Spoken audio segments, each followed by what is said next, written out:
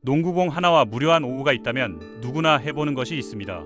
바로 자유투죠. 학교 체육관에서든 동네 농구장에서든 프로 선수들조차 가끔 빗나가는 그 슛을 우리는 던져봅니다. 그런데 만약 거의 완벽에 가까운 성공률을 보여주는 비법이 있다면 어떨까요? 더 놀라운 것은 그 방법을 아는 사람들은 거의 없고 알고 있는 사람들조차 사용하지 않는다는 사실입니다. NBA 최고의 자유투 슈터 릭 베리와 그의 가족이 선택한 보는 순간 우스꽝스럽지만 실제로는 완벽한 슛의 비밀을 파헤칩니다. 릭 발리라는 농구 선수가 있었습니다. 이 선수의 아버지는 준프로 선수이자 코치였는데요. 어린 릭에게 특별한 조언을 해줬다고 합니다. 처음엔 우스꽝스러워 보였지만 릭은 아버지 말을 따랐습니다. 결과는 놀라웠죠. 릭 베리는 NBA 역사상 가장 뛰어난 자유투 슈터 중 한 명이 되었습니다. 그의 커리어 자유투 성공률은 90%에 가까웠고 이는 현재까지도 깨지지 않은 기록입니다. 캐니언 베리는 릭의 아들입니다. 아버지 릭이 1980년 NBA에서 은퇴할 때까지 리그 최고의 자유투 성공률을 기록했던 것처럼 캐년도 2016년과 2017년 대학 시즌에서 그 이상해 보이는 기법을 사용했습니다. 놀랍게도 88.3%라는 경이로운 성공률을 보여줬죠. 이는 대학 농구 역사상 최고 수준의 기록이었습니다. 하지만 아무도 그들의 방법에 관심을 보이지 않았어요. 다른 유명한 농구 스타들과 비교해 보겠습니다. 누구나 알만한 선수들의 커리어 최고 자유투 성공률을 살펴보면요. 그들 중 아무도 릭과 캐년이 사용한 그 특별한 기법을 쓰지 않습니다. 분명히 그 방법이 경기력 향상에 도움이 됐을 텐데도 말이죠. 스테프 커리나 스티브 내시 같은 최고의 슈터들조차도 자유투에서만큼은 릭 베리만큼 정확하지 못했습니다. 그럼 그 기법이 정말 효과적인지 확인해 볼까요? 저는 외부 리포터인 에이미를 공원으로 보내서 자유투 200개를 던져보도록 했습니다.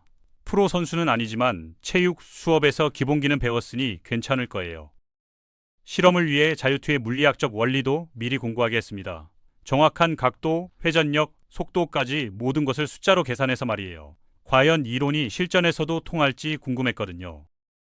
자유투 라인은 농구 골대로부터 15피트, 즉 4,6터 떨어져 있습니다. 공이 손을 떠나는 순간부터 골대까지는 10피트, 약 3m 높이 차가 납니다. 순수한 물리학의 영역이죠.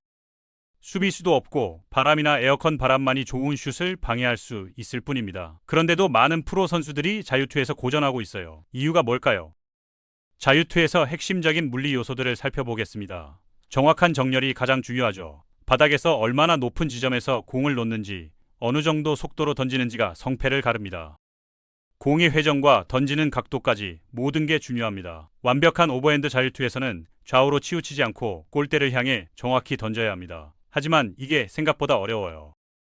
릴리스 높이는 높을수록 유리합니다. 머리 위에서 공을 던지거나 약간 점프하거나 키가 클수록 좋겠죠. 하지만 키가 작은 선수도 올바른 기법을 사용하면 충분히 좋은 성과를 낼 수 있습니다. 속도 측면에서는 골디락스 상황이 적용됩니다. 너무 빠르면 골대를 넘어가고 너무 느리면 힘없이 떨어져 버립니다. 딱 적절한 힘으로 던져야 하는 거죠. 회전에 대해서도 누군가가 정확한 수치를 계산해냈습니다. 3헤르츠의 백스핀이 필요하다고 하네요. 공이 손에서 골대로 가는 1초 동안 공이 자신 쪽으로 3번 회전해야 한다는 뜻입니다. 이렇게 하면 공이 림에 닿았을 때 속도가 줄어들고 튕겨나가는 대신 골대 안으로 굴러들어갈 가능성이 최대화됩니다. 마치 부드러운 터치로 공을 골대에 올려놓는 것처럼 말이에요.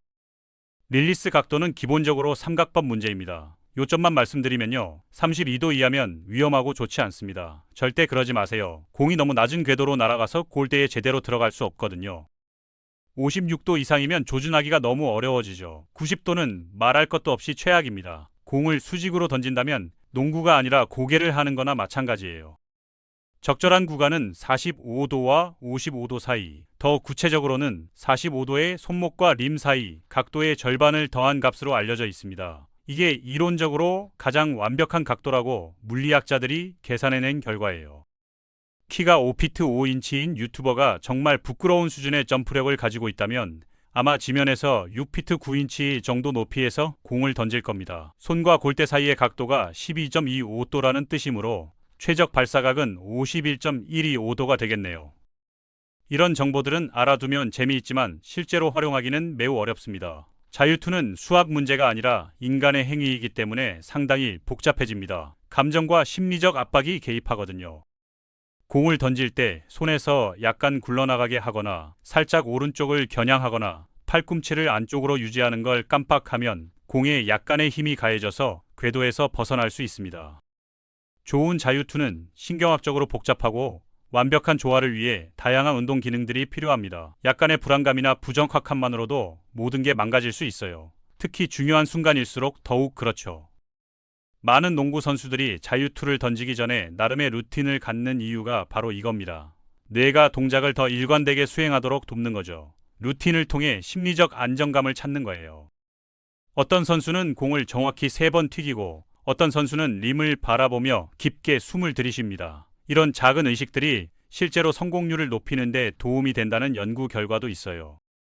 하지만 이런 작은 트릭들도 닉 베리나 그의 아버지, 그의 아들에게는 충분하지 않았습니다. 그들은 자유투에서 신체적 변동성을 줄이는 더 나은 방법이 있다는 걸 깨달았거든요. 다리 사이에서 공을 들어올리는 언더핸드 던지기가 실제로는 매우 효과적이라는 것을 말이에요. 보기에는 우스꽝스러워 보일지 모르지만 물리학적으로는 훨씬 더 안정적인 슛이었습니다. 양손으로 공을 잡는 편안한 자세이기 때문에 팔꿈치와 손목이 잘못 정렬될 가능성이 적습니다. 한 손으로 던지는 오버핸드 슛과 달리 양손을 사용하기 때문에 균형이 더 잘 잡히거든요. 올바르게 실행하면 부드럽고 온화한 진자 운동을 하게 되므로 공이 아름다운 포물선을 그리며 위로 올라간 다음 골대 아래로 떨어집니다. 마치 시계추가 움직이는 것처럼 자연스럽고 일관된 동작이 가능해요. 여기서 중요한 건 골대가 농구공보다 A사 용지의 짧은 면 길이만큼 더 넓다는 사실입니다. 공이 골대의 수직으로 내려오면 실수에 대한 여유가 많아집니다. 진입 각도가 평평할수록 골대는 덜 관대해지죠. 51도 각도가 오버핸드 슛에 최적이지만 언더핸드 던지기는 각도가 더 높고 작은 실수들에 대한 관용도가 더 큽니다. 공이 더 높은 궤도로 날아가서 골대에 부드럽게 떨어지거든요. 릭 베리는 언더핸드 기법을 익히는 게 매우 쉽다고 말합니다. 그가 지도한 선수들은 약간의 연습만으로도 자유투 성공률을 65에서 70% 범위까지 올릴 수 있다고 하네요. 정말 놀라운 개선 효과죠.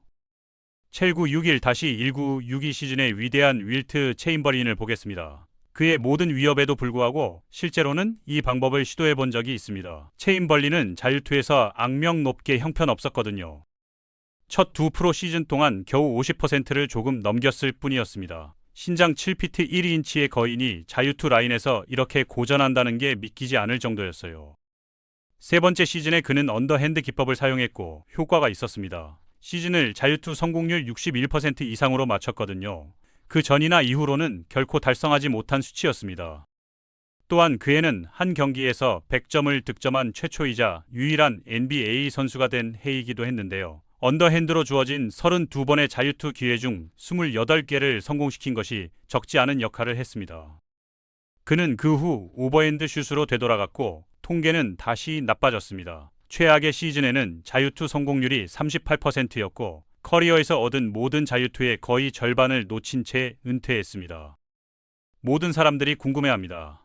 농구 선수라면 경기에서 더 많은 점수를 얻는 해킹을 배웠는데 왜 사용하지 않을까요? 체인벌린은 역대 최고의 선수 중 한 명이라는 핑계라도 있었지만요. 그의 자유투가 평범했다면 루디 고베어는 어떨까요? 그의 핑계는 뭐가 있을까요? 2020년 3월에 마이크를 핥아서 유명해진 적이 있는데 이제는 공도 제대로 던지지 못한다는 게 밝혀졌네요. 소파에서 코치질하는 게 아니라 정신 차리라고요, 루디. 릭 베리가 은퇴한 이후로 3명만이 그보다 더 나은 커리어 성공률을 기록했습니다. 다른 모든 사람들은 더 못하죠. 상당 부분은 언더핸드 슛이 얼마나 바보 같아 보이는지에 달려 있습니다. 릭 베리가 아버지의 제안을 받았을 때 주저했던 것과 똑같은 이유죠. 결국 이건 할머니 슛이라는 별명이 붙었고 많은 농구 선수들은 코트에서 할머니처럼 서브를 넣고 싶어 하지 않습니다. 사실 많은 사람들이 여성스러워 보인다고 표현했는데 여성들도 그것을 사용하지 않기 때문에 말이 안 됩니다. 이런 성별 고정관념이 얼마나 우스꽝스러운지 보여주는 대표적인 사례죠. NBA 역사상 최악의 자유투 슈터 중 한 명인 샤킬 오닐은 릭 베리에게 할머니 슛을 쓰는 것보다 0점으로 슛하는 게 낫다고 말했을 정도입니다. 자존심이 실용성을 압도한 완벽한 예시예요. 이 모든 걸 우리가 어떻게 받아들여야 할까요? 미학적 이유로 엘리트 운동선수 한 세대가 효과적인 기술을 사용하지 않는다는 게 패배자 같아 보인다고 해서 말이에요. 대부분은 아마 오버핸드 슛을 평생 훈련했을 것이고 완전히 망가지지 않았다면 왜 고치려 할까요? 언더핸드로 전환해봤자 경기가 약간만 향상될 수 있고 물론 그 미미한 포인트들이 커리어 동안 꽤 많이 쌓였을 테지만요.